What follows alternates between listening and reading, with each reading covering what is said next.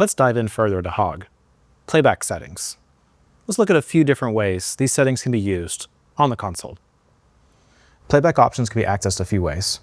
First, via the Playback dashboard, or double tapping Choose and going into Options, or alternatively, holding down Pig and pressing Choose to go straight into Options.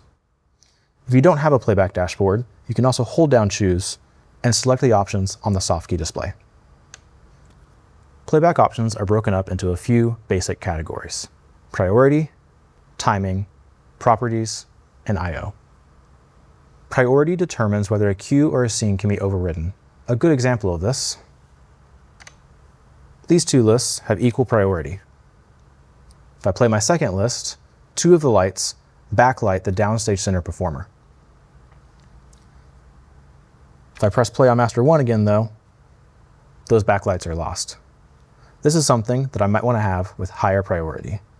So I'm going to choose Master 2, give it a higher priority, and this means if I press play on a master with lower priority, it cannot override those values.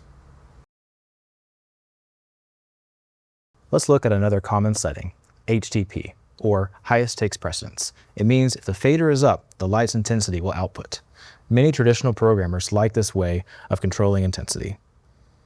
Me personally, I like to use this for flash keys.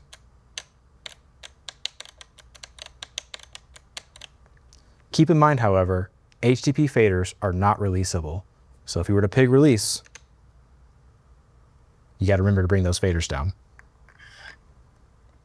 Let's look at another common cue list setting, chases. I've gone ahead and created a list here. I'll go ahead and press play. And what a chase does is it automatically triggers each cue every 1 second. This can be scaled a few different ways. If you hold down Choose and dial the playback rate down or up via the encoder wheel. It can also be done via playback options.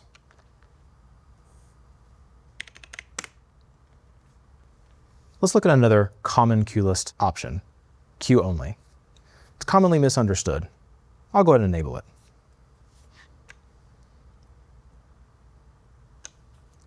What cue only does is only plays back the raw data of each individual cue, rather than letting data track from previous cues.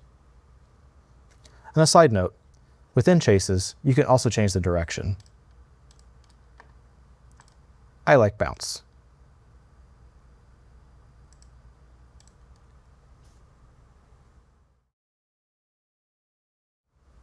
Now, a common question I get asked all the time, how can I make a crossfader? I'll go ahead and make a new list, 101 through 108, enter, go ahead and put it into my audience blind position palette, and also zoom them in. I'm going to record this to a master and press clear. Go into my playback options, go into the button assignments, and change the intensity fader to be an IPCB crossfader. Now, if I push this fader up, I have manual control of how it crossfades into my cue. Now, I've covered a lot of settings for playbacks. Keep in mind that if you like a particular setting, you can set it as the default in the Preferences window, or Setup Preferences. If you want to apply something to all your cue lists, just simply select the option, hit Apply All Changes to Existing Cue Lists, and if you hit Apply, it'll apply it across all cue lists that you've made in your show file. Additionally, by going into the list directory, you can configure a few of these options as well.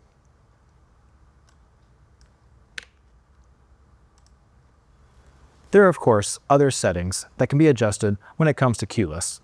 For more information, check out our help manual for descriptions of these features.